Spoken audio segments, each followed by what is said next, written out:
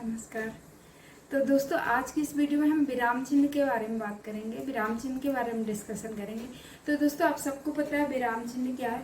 देखिए, विराम चिन्ह हमें पता है, जब हम बात करते हैं तो एक्सप्रेशन से बात करते हैं तो सामने वाले को समझ में आ जाता है। जब दो लोग भी कोई भी बात करते हैं तो हम फेस एक्सप्रेशन देते हैं, रुकने का, ठहरने का, कि हमारा वहाँ पे क्या है, हमारे कहने का भाव, कि हम खुश होकर बात कर रहे हैं, कि यहाँ पे हम सैड हैं, कि यहाँ पे हम सॉफ्ट हैं। तो वहाँ पे विराम चिन्ह का हम प्रयोग कर रहे हैं, लेकिन ये दिखता नहीं है। बट हम जब लिख के करते हैं, लिखित रूप में करते हैं, किसी बात को लिखते हैं, उसका हम बताते हैं कि उसमें क्या एक्सप्रेशन रहेगा, तब हम वहाँ पे चिन्ह का प्रयोग करते हैं। तो जो चिन्हों का प्रयोग होता है उसे हम क्या कहते हैं, विराम चिन्ह। तो हम डिटेल में वीडियो में देखेंगे। तो चलिए देखते हैं विराम चिन्ह क्या है।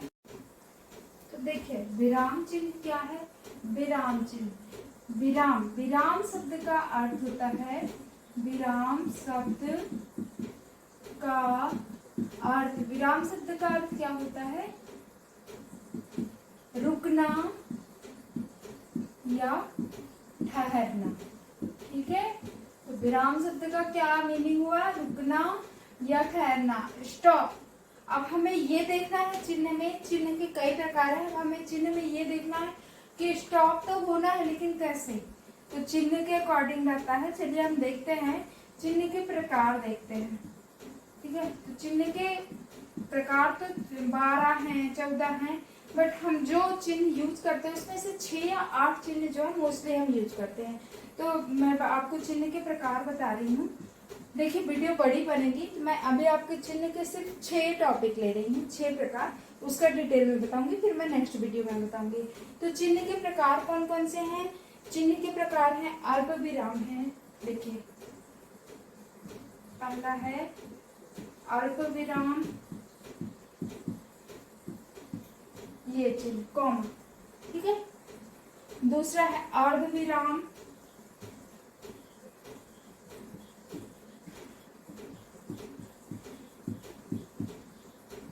अर्धविराम का चिन्ह कैसा होता है, ऊपर डॉट और नीचे कॉमा, ये है अर्धविराम। सब तो मैं इसका यूजेस बताऊंगी, सब आपको डिटेल में बताऊंगी।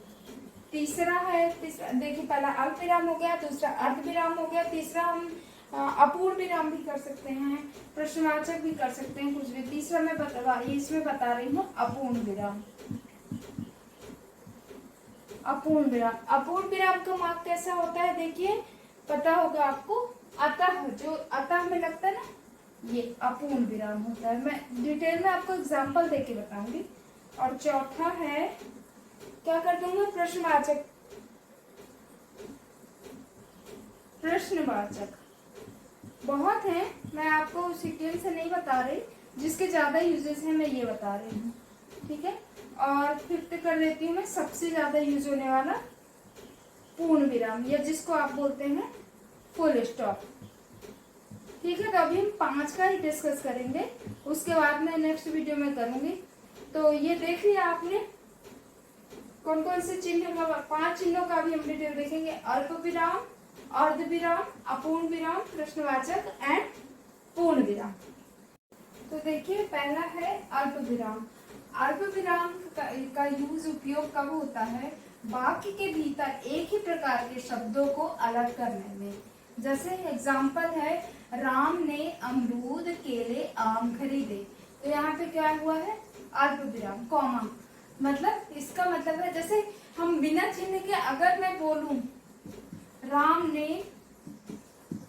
अमरूद, राम ने आम, अमरूद, आम, अमरूद, केले खरीदे। ठीक है, मैंने बोला राम ने आम, अमरूद, केले खरीदे, मैं ये फुल स्टॉप भी नहीं लगाती हूँ। तो राम ने आम, अमरूद, केले खरीदे। अब यहाँ पे क्या है, हमने बता रहे हैं कि आम भी खरीदा, अमरूद भी खरीदा और केले भी खरीदे राम ने। हमने तो यहाँ पे स्पीड बोल दिया, राम ने आम, अमरूद, केले खरीदे। अब समझ में तो नहीं आया। ठीक है, हमने फेस एक्सप्रेशन से पहले बोल दिया, अगर पिक्चर है तीनों चीजें तो हमने बोल दिया तो समझ गए। बट हम लिखित में, रिटर्न में जब करेंगे तो हमें चिन्ह का प्रयोग बहुत ज्यादा जरूरी है, चिन्ह का प्रयोग करना ही पड़ेगा। देखिए चिन्ह का प्रयोग के बिना बात का जो है मीनिंग जो है अर्थ का अनर्थ भी हो सकता है। मैं आपको एक एग्जांपल दे रही हूँ। देखिए क्या है, जैसे मैंने इसमें किया रोको मत जाओ, कोई भी चिन्ह नहीं लगाया, नथिंग, कुछ भी नहीं। अब देखो रोको मत जाओ, समझ गए क्या है रोको मत जाओ? क्या समझ रहे हो कि रोक लो उसको, मत जाने दो, या रुक जाओ मत जाओ, क्या है? अब हम यहाँ चिन्ह का प्रयोग करेंगे। देखिए चिन्ह का प्रयोग किया हमने, रोको, उसे रोको, उसे रोको, मत जाने दो, रोको मत जाने, उसे रोको मत जाने दो, ठीक है? तो उसे रोको मत जाने दो। फिर है उसे रोको मत जाने दो। अब देखिए उसे रोको मत जाने दो, समझ में आया था क्या था? नहीं। अब देखिए यहाँ पे चिन्ह का प्रयोग किया है हमने, अल्पविराम का प्रयोग किया। क्या है? उसे रोको मत जाने दो। यहाँ पे क्या है कि उसको रोक लो, उसको जाने मत दो, अभी बोल दो कि वो रुके। यहाँ पे क्या है? उसे रोको मत जाने दो। अरे उसको रोको मत, देर हो रही है, उसको जाने दो। तो आपको समझ में आया? चिन्ह का प्रयोग सही जगह में सही ढंग से चिन्ह का प्रयोग करते हैं जब हम, तभी वाक्य का सही मीनिंग निकलता है। समझ में आ गया? और भी एग्जाम्पल देती हूँ। तो विराम चिन्ह का क्या? विराम चिन्ह के कुछ नियम है। देखिए विराम चिन्ह कब कब उपयोग होता है? विराम चिन्ह जब वाक्य के भीतर एक ही प्रकार के शब्दों को अलग करने में, जैसे राम ने आम, अमरूद, केले खरीदे, तब उपयोग होता है। और वाक्य के उपवाक्यों को अलग करने में, जैसे हवा पानी, हवा चली, पानी बरसा और ओले गिरे, तब उपयोग होता है। और जब दो वाक्यों के बीच संयोजक का प्रयोग न किया जाने पर उपयोग होता है। जैसे अब्दुल ने सोचा, अच्छा हुआ जो मैं नहीं गया। और वाक्य के मध्य क्रिया विशेषण या विशेषण उपवाक आने पर उपयोग होता है। जैसे यह बात यदि सब पूछे तो मैं भूल ही गया था। फिर उद्धरण चिन्ह के पूर्व भी होता है। जैसे उसने कहा, उद्धरण चिन्ह हम जब लगाते हैं ना, उद्धरण चिन्ह का भी हम देखेंगे नेक्स्ट वीडियो में उपयोग। तो जब हम उद्धरण चिन्ह लगाते हैं उसके पहले भी थोड़ा सा कॉमा लगता है। जैसे उसने कहा कि मैं तुम्हें नहीं जानता, उसके पहले भी उद्धरण चिन्ह मैं तुम्हें नहीं जानता हो गया, लेकिन उसके पहले उसने कहा तो वहां पे कॉमा आएगा। और अल्पविराम जो है समझ सूचक शब्दों को अलग करने में, जैसे कल गुरुवार, दिनांक इतना इतना इतना से परीक्षाएं स्टार्ट होंगी, परीक्षाएं शुरू होंगी। और कभी कभी संबोधन के बाद इसका प्रयोग होता है। जैसे राधे तुम आज विद्यालय नहीं जाओगी, ठीक है? तो अल्पविराम का प्रयोग यहाँ पे होता है। और समान अधिकार शब्दों के बीच, जैसे विदेह राज की पुत्री वैदेही राम की पत्नी थी, के पश्चात जैसे हाँ तुम अंदर आ सकते हो, तो वहां पे भी लगता है कॉमा, ठीक है? मैं आपको एग्जाम्पल दे दूंगी, मैं आपको पीडीएफ बना दूंगी, आपको बहुत सारे सेंटेंसेस बताऊंगी, तो उसके अकॉर्डिंग आपको समझ में आएगा कि कॉमा क्या, कोई भी चिन्ह जब हम यूज करते हैं तो उसका कैसे मीनिंग निकलता है। देखिए फेस एक्सप्रेशन हम बोल के कर सकते हैं, लिख के, लेकिन विदाउट चिन्ह हम लिख के नहीं बता सकते कि हमने क्या कहा। यहाँ पे आपको इस चीज से समझ में आ गया होगा कि चिन्ह का उपयोग क्या है। Okay, understood?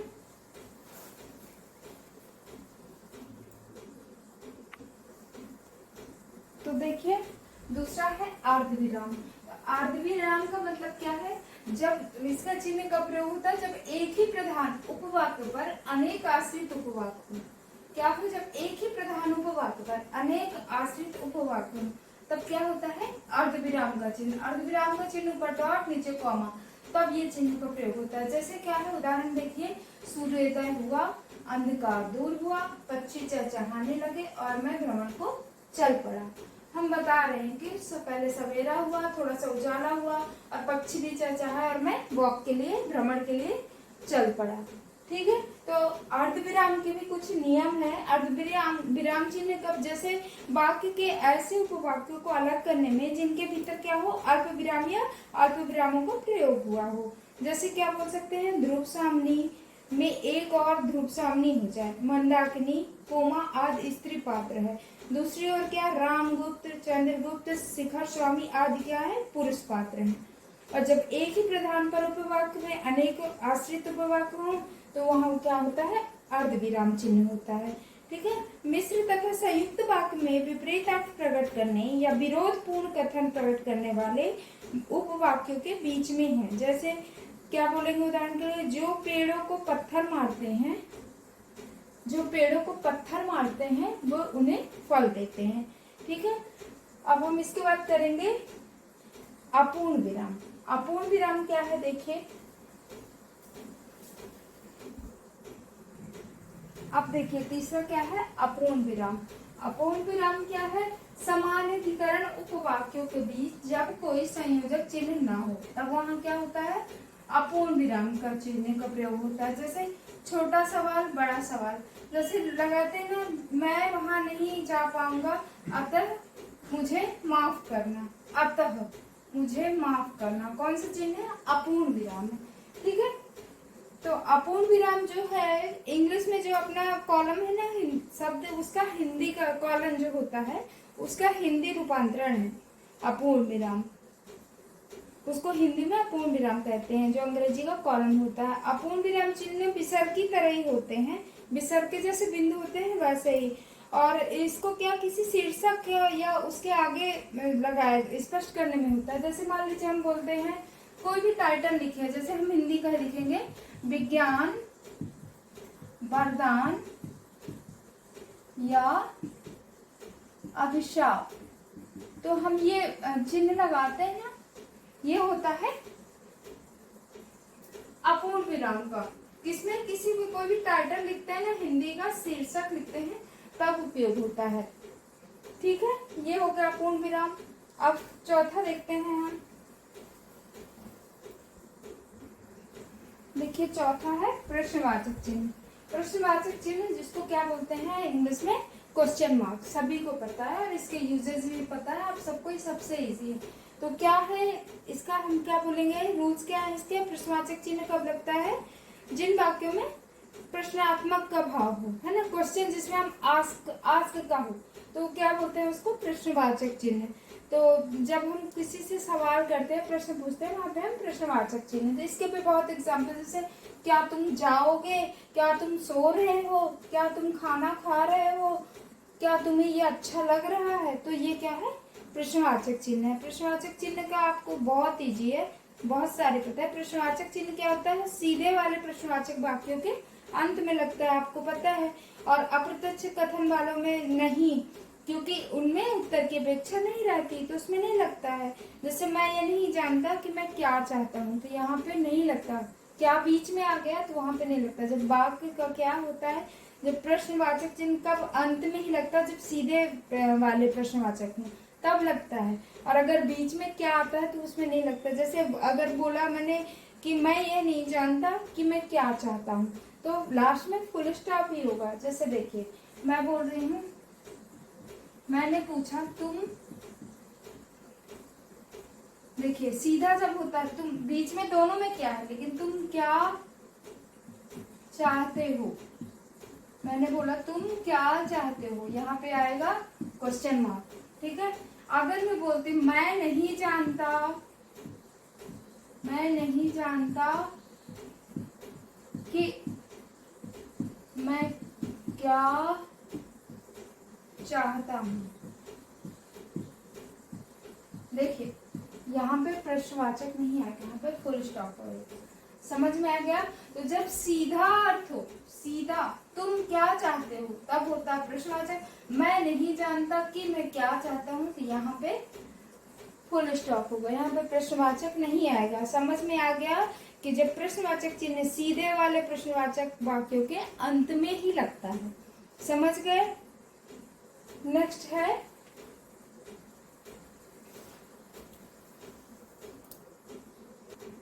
देखिए, नेक्स्ट है पूर्ण विराम जो सबसे ज्यादा यूजेस में होता है, हर वाक्य में ही यूज होता है।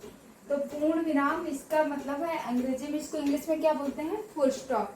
ठीक है। पूर्ण विराम का मतलब क्या होता है कि जब हम किसी बात को भली भांति रोकते हैं या खत्म करते हैं, वो क्या कहलाता है, पूर्ण विराम। जब किसी वाक्य को हम भली भांति रोकते हैं या किसी वाक्य का भली भांति रुकना या ठहरना क्या कहलाता है, फुल स्टॉप, पूर्ण विराम।